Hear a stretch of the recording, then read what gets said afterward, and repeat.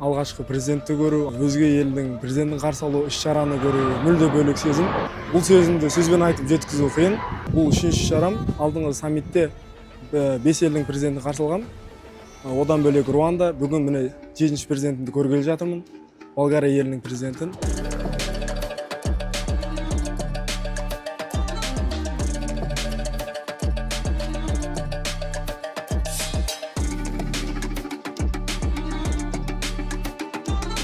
Ең алдымен бұлттың арасына ұшақтар келіп қонған кездегі сезім мүлде бөлек. Алдымызда президент келеді. Ол кісіні көрген кезде өзімізді іштей жинақтап, сол кісілерге қызмет етеміз.